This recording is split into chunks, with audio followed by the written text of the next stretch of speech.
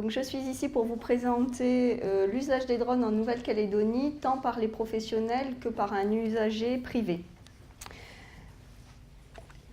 Les drones envahissent le ciel calédonien et vous vous êtes sûrement demandé quel était ce drôle d'oiseau qui vous survolait alors que vous étiez tranquillement à la plage ou en train de vous promener au parc Brunelay avec vos enfants.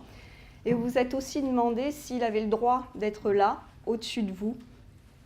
Et je vais vous donner des éléments de réponse. Donc ma présentation va s'organiser autour des généralités et des définitions pour vous planter le décor avec des termes que sûrement vous ne connaissez pas. Je vais vous évoquer brièvement l'aéromodélisme, donc l'usage de loisirs. Ensuite, les activités particulières qui sont l'usage professionnel du drone. Ensuite, l'évolution dans l'espace aérien, puis les dérogations et enfin un résumé de tout ce qu'il ne faut pas faire et ce qu'il convient de faire. Le terme drone dans la réglementation, ce terme n'existe pas, il n'est pas défini. Dans la réglementation aérienne, on parle d'aéronefs télépilotés ou d'aéromodèles qui circulent sans personne à bord. Donc l'aéronef télépiloté, c'est un aéronef qui circule sans personne à bord, piloté à distance, en contrôle manuel, par un télépilote ou programmé avec une trajectoire qui est programmée avant le vol ou qui peut être programmée pendant le vol. Le télépilote, il est là pour surveiller la trajectoire et il peut intervenir à tout moment pour cesser le vol en toute sécurité. Les drones se présentent sous différentes formes. Il peut y avoir des drones à voilure fixe, comme un avion, tout en haut du slide, ou des drones à voilure tournante qui ressemblent à des hélicoptères avec des différents rotors. Il existe aussi des drones beaucoup plus futuristes. Je n'y ai pas mis de photo, désolée. C'est une activité en plein essor parce qu'elle permet de gagner en sécurité. On peut effectuer des opérations en hauteur grâce à eux. On peut aussi faire des opérations dans des sites peu accessibles à l'humain. Et elle permet moins d'accidents du travail.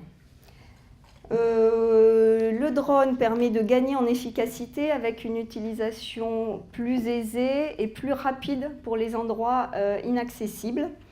Et enfin, c'est une activité créatrice d'emplois.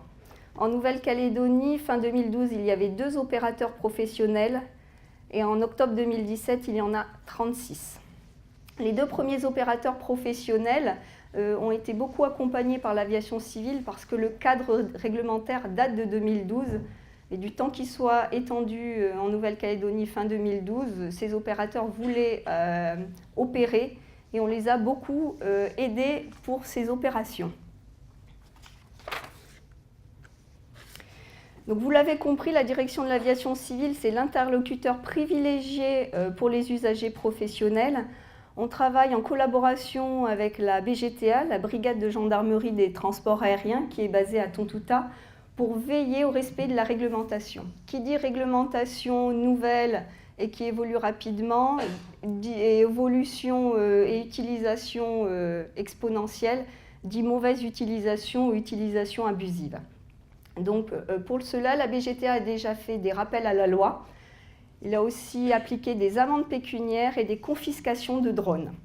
Même un étranger qui vient en vacances en Calédonie peut se faire confisquer son drone s'il l'utilise à mauvais escient ou dans des endroits où il n'a pas le droit. Il lui sera rendu à son départ à Tontouta. Il y a déjà eu le cas. Cette réglementation, la France a été précurseur dans les pays européens et même dans le monde. Dès avril 2012, elle a permis l'utilisation à des fins professionnelles du drone, alors que des pays l'interdisaient. La réglementation met en place des exigences de sécurité pour le bien des personnes au sol et aussi des autres aéronefs dans l'espace aérien. Cette réglementation, pour cette réglementation actuellement, nous avons un arrêté dit aéronef. Cet arrêté dit aéronef concerne la navigabilité de l'aéronef, les procédures d'exploitation et le télépilote. Le second arrêté, c'est l'arrêté espace, c'est pour l'insertion de l'aéronef télépiloté dans l'espace aérien, pardon. Cette réglementation de 2012 était appelée à évoluer. Elle a évolué en décembre 2015 pour prendre en compte le retour d'expérience, l'évolution du marché et de la demande. Ensuite, en 2016, il y a eu une loi, la 2016-428, par rapport au renforcement de la sécurité afin de réduire le nombre de comportements à risque et d'actes malveillants. Du fait des transferts de compétences qui ont lieu en Nouvelle-Calédonie, toute cette réglementation que je viens de vous citer ne s'applique pas texto en Nouvelle-Calédonie. Ici, on applique l'arrêté aéronef d'avril 2012 et l'arrêté espace de décembre 2015, ainsi qu'une partie de la loi de 2016. On n'applique que l'article 1er et l'article 5 qui concernent le Code des transports, donc l'immatriculation et l'identification des drones et les sanctions. Le reste de la loi concerne le Code de la consommation et le Code des postes et des communications électroniques qui sont des compétences de la Nouvelle-Calédonie. Et ce que j'ai oublié de dire, c'est que l'arrêté aéronef de décembre 2015, l'aviation civile a demandé à l'étendre et c'est en cours. Pour poursuivre sur les généralités et les définitions, cette réglementation s'applique aux aéronefs civils, pas aux militaires, qui circulent sans personne à bord, et aussi à l'aéromodélisme. Ça ne concerne pas les fusées, les cerfs-volants et les ballons libres. L'aéromodélisme, c'est quelque chose qui existe depuis une cinquantaine d'années. Et un aéromodèle, vous avez vu les petites photos, les aéromodèles, c'est des avions miniatures. Et le but du pilote, c'est vraiment de faire voler son petit avion miniature. Et donc l'aéromodèle, c'est aussi un aéronef télépiloté et utilisé exclusivement à des fins de loisirs ou de compétition par un télépilote qui est à tout instant en mesure de contrôler la trajectoire. Donc le maître mot du télépilote, c'est de contrôler la trajectoire et que son aéromodèle ne se crache pas sur la tête des gens au-dessous. Le télépilote, qui est-il? Donc c'est un nouveau mot, c'est la personne qui contrôle les évolutions de cet aéronef, soit manuellement, soit lorsque l'aéronef évolue de manière automatique en surveillant la trajectoire avec sa petite console où il visionne la vidéo du drone. Il reste en mesure à tout instant de reprendre la main sur la trajectoire pour assurer la sécurité des biens et des personnes survolées. Il doit détecter visuellement son drone, donc le garder en vue, et auditivement afin d'éviter tout rapprochement avec les autres aéronefs qui évoluent dans l'espace aérien, aussi bien les avions que les ULM, que les hélicoptères, et même des ballons, et aussi les autres drones. Il doit céder le passage à tout aéronef habité, et il applique les règles de l'air. Donc les catégories d'activités pour les aéronefs sans personne à bord, donc je vous ai déjà parlé de l'aéromodélisme, donc le loisir ou la compétition uniquement. L'expérimentation, c'est le développement ou la mise au point d'un prototype de drone, donc c'est une autorisation spécifique pour des constructeurs ou pour construire un drone. Et la troisième activité, c'est l'activité particulière. Alors l'activité particulière, c'est l'usage professionnel que l'on fait de son drone, que cette utilisation soit à des fins commerciales ou non. C'est une activité professionnelle rémunérée ou non, mais c'est une activité qui est vraiment ni du loisir, ni de la compétition, ni de l'expérimentation. Maintenant que je vous ai planté le décor, je vais vous parler brièvement de l'aéromodélisme. Donc l'aéromodélisme, utilisation à des fins de loisirs ou de compétition. Je martèle un petit peu, mais c'est important. Avec l'aéromodèle, on n'est pas obligé d'obtenir une autorisation de l'aviation civile ni de se déclarer auprès de l'aviation civile. Par contre, il y a des règles à respecter quand même. Avec une utilisation, on peut l'utiliser pour de la prise de vue aérienne, mais si l'objectif de ce vol reste le loisir. Si votre vidéo ou votre photo que vous trouvez magnifique, quelqu'un est intéressé, un média, pour la rediffuser. Et ça devient une activité particulière et vous devez être déclaré auprès de l'aviation civile. Il faut respecter le droit à la vie privée des autres personnes. La personne qui est prise en photo, il faut qu'elle donne son accord. Si vous n'avez pas l'accord, vous ne pouvez pas prendre en photo. Donc vous ne pouvez pas prendre la voisine autour de sa piscine. Vous n'avez pas le droit. Donc le drone, il doit évoluer en vue directe du télépilote. Vous devez toujours le voir. Donc, toutes les règles que je vais vous énumérer, je vais vous en énumérer aussi au second slide, sont énumérées dans une petite page, ça s'appelle les 10 commandements. On appelle ça, c'est des règles de bon sens. Par exemple, la première, vous voyez, il y a écrit « Je ne survole pas les personnes », ça veut dire « Je ne tue personne ». Une autre règle, vous ne devez pas faire évoluer votre drone de loisir au-dessus de l'espace public en agglomération. Donc l'agglomération, c'est un lotissement, la ville de Nouméa, le Fort Ereka, c'est en agglomération, la plage de Lanzata, vous ne devez pas l'utiliser. Votre drone de loisir, vous ne l'utilisez pas n'importe où. Lorsque vous l'utilisez au-dessus d'un espace privé, donc hors agglomération, le propriétaire des lieux doit vous autoriser à le faire voler au-dessus et vous devez adapter la vitesse et la hauteur en fonction de l'environnement immédiat pour éviter que vous crachiez votre drone. Les activités particulières maintenant. Donc les activités particulières, c'est l'usage professionnel. Donc je pense que c'est ce que vous tous ici vous allez utiliser le plus. Donc c'est le drone à usage professionnel. Avant toute activité particulière, il faut se déclarer auprès de l'aviation civile et obtenir les autorisations adéquates. L'activité particulière, c'est l'objectif du vol qui détermine si c'est une activité particulière ou non, qu'il y ait qu'on vous rémunère ou qu'on ne vous rémunère pas pour ça.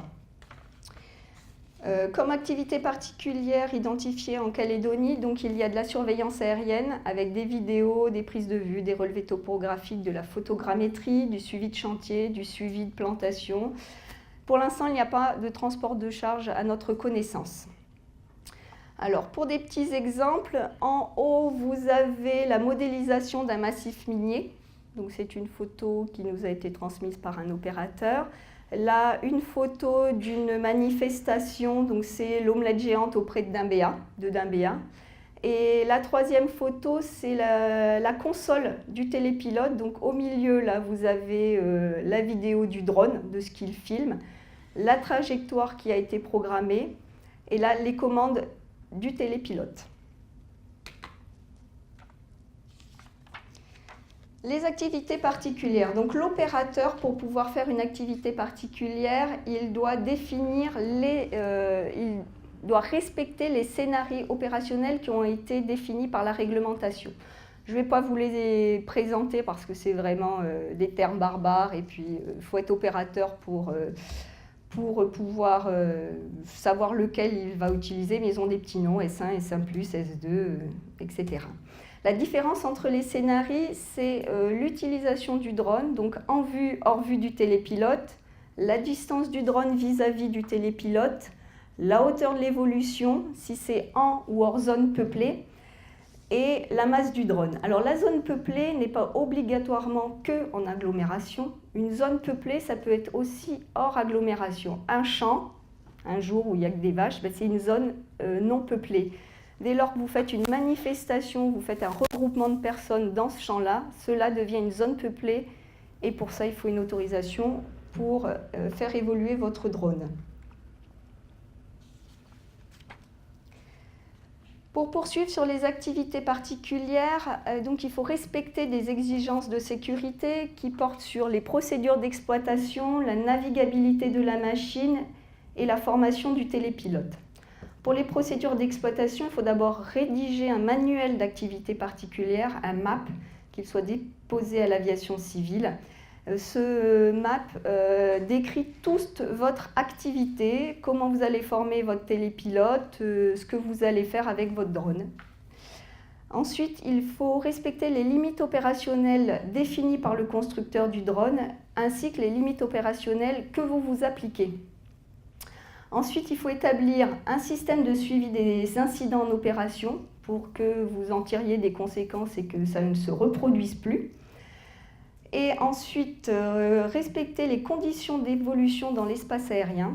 En effet, on ne vole pas n'importe où, puisque au-delà de 150 mètres de hauteur, tout avion, tout hélicoptère, tout ULM peut évoluer, c'est la zone. Donc en dessous de 150 mètres, vous pouvez évoluer, au-delà, c'est interdit. Donc pour évoluer dans l'espace aérien contrôlé, vous devez avoir signé un protocole d'accord avec le service de la navigation aérienne de l'aviation civile.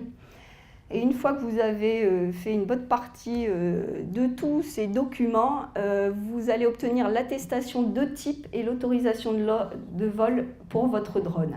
Si vous avez plusieurs drones, vous devez à chaque fois avoir une attestation de type pour chaque drone.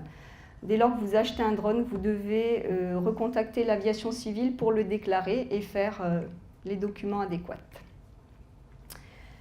Ensuite, la navigabilité de la machine. Donc, la navigabilité, c'est faire que votre drone ne tombe pas.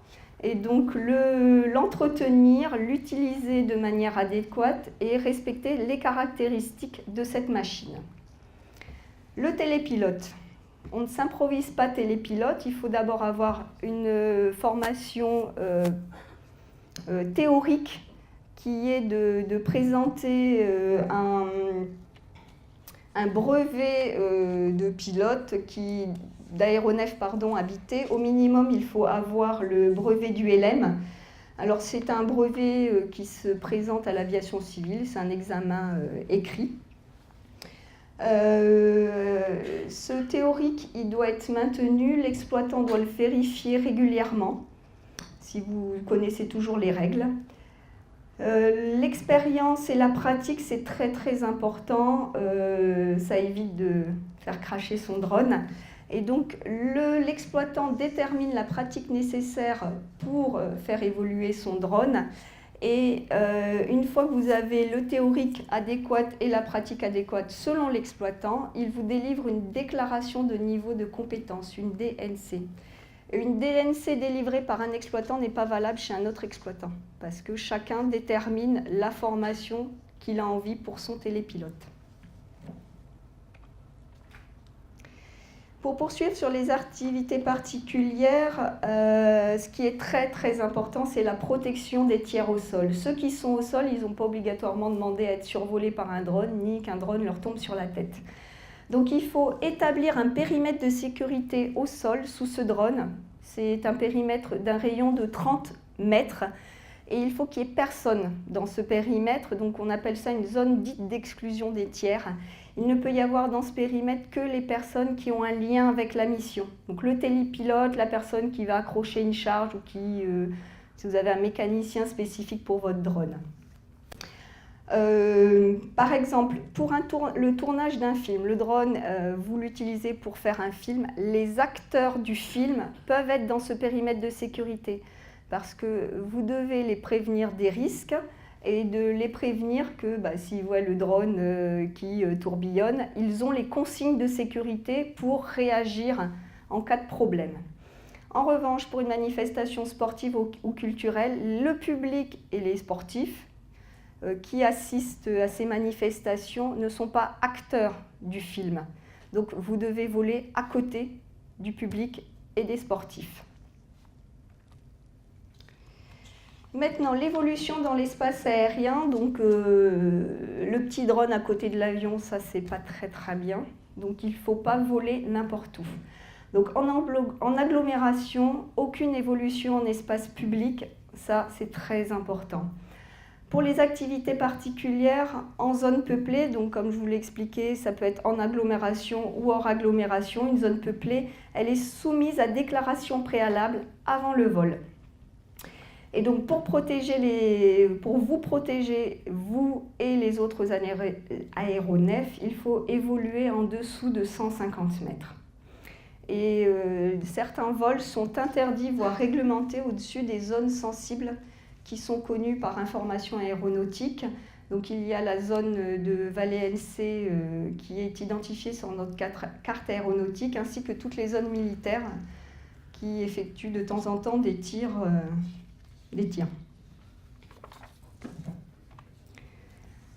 Pour l'espace aérien, à proximité d'une piste, donc que ce soit une piste ULM, une piste d'avion ou même une piste d'hélicoptère, vous ne devez pas évoluer n'importe où. Donc plus vous vous rapprochez de la piste, plus votre vol est interdit. Et si vous voulez vraiment évoluer à côté d'une piste, il faut signer un protocole avec l'organisme de navigation aérienne ou l'exploitant de l'aérodrome. Donc là, vous avez le dessin du petit piste. Quand c'est rouge, c'est interdit. Plus vous vous éloignez, plus vous pouvez voler. Vous pouvez voler plus haut. Donc au tour magenta, faites attention. Par exemple, récemment, le 11 novembre, un Boeing 737 qui était en approche de l'aéroport de Buenos Aires, eh bien, il a été impacté sous la fenêtre du cockpit par un drone. Donc heureusement pour lui, il n'a pas eu de dégâts plus importants, il a pu se poser en toute sécurité, mais si le drone était entré dans le réacteur, ça aurait été plus catastrophique.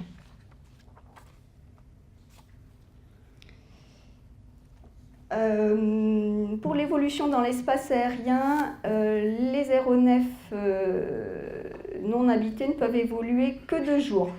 Pour l'instant, aucun vol de nuit n'est permis en Nouvelle-Calédonie. Ça fait l'objet d'une partie de la réglementation de 2015 où vous pourrez faire évoluer de nuit sous certaines conditions. Donc, ce qui va vous intéresser aussi beaucoup, c'est que la direction de l'aviation civile est en train d'établir une carte interactive pour les opérateurs professionnels et privés. Là, je vous ai mis un petit exemple. Donc, l'île d'Ouvéa, vous retrouvez, là, il y a la petite piste avec les petites zones autour colorées, où il y a des vols interdits ou non. Vous retrouvez aussi tout ce qui est agglomération ou identifié zone peuplée. Donc, cette carte va vous indiquer facilement où vous pouvez évoluer et jusqu'à quelle hauteur vous pouvez évoluer. Et la prochaine étape, c'est d'établir une application pour smartphone et tablette avec ces mêmes données. Mais pour l'instant, cette carte, elle n'est pas encore utilisable. Et l'étape d'après, c'est l'application. Les dérogations, il y en a très peu. Elles ne sont délivrées qu'uniquement pour un vol, donc à la mission. Ces dérogations pour les drones de l'État ou les missions dirigées par la sécurité civile, ce sont des dérogations uniquement à l'arrêté espace. Et elles ne sont que dans le cadre de missions de secours, de sauvetage, de douane, de police et de sécurité civile. Pour tous les autres opérateurs, vous pouvez demander des dérogations aux hauteurs maximales d'évolution. Donc si vous voulez évoluer plus haut dans une zone, l'aviation civile vous créera une zone ségrégée où il n'y aura que vous qui pourrez évoluer. Tout autre aéronef ne pourra pas évoluer dans cette zone, donc comme ça vous pourrez vraiment prévenir les abordages puisqu'il n'y aura personne d'autre. Et enfin, on arrive vers la fin, donc ce qu'il ne faut pas faire. Donc voler en agglomération ou au-dessus d'une zone peuplée sans autorisation, pénétrer dans un espace privé sans autorisation, donc c'est le respect de la loi de 1978 qui s'applique déjà à nous tout le temps. Voler à proximité d'une piste sans coordination avec le service de la navigation aérienne. Et il est interdit de survoler du public assistant à un événement. Donc, je vous l'ai expliqué, les participants à une manifestation sportive ou culturelle, que ce soit les sportifs ou le public, on ne les survole pas, on se met à côté avec la distance adéquate. Mais aussi, il ne faut pas survoler des convives qui sont rassemblés pour un événement privé de type mariage. Vous ne pouvez pas les survoler. Donc même si vous avez fait signer aux participants de la manifestation quelque chose qui vous autorise à les survoler, vous ne pouvez pas le faire, ça n'a pas de valeur. Et ce qu'il convient de faire, c'est d'obtenir les autorisations nécessaires de la direction de l'aviation civile au préalable d'une exploitation en activité particulière. Donc ici, vous avez l'attestation de dépôt du manuel d'activité particulière. Et l'autre côté, c'est une autorisation particulière Donc c'est un petit document en A5 recto verso, là vous avez les deux côtés. Et là on voit qu'il y a carrément le numéro de type du drone. Donc c'est pour un drone spécifique. Le nouveau drone que vous avez acheté, tant que vous n'avez pas cette autorisation-là, vous ne pouvez pas l'utiliser. Je vous remercie de votre attention et souvenez-vous, un drone peut être dangereux pour soi, pour les tiers au sol et pour les autres aéronefs en cas d'utilisation inadéquate.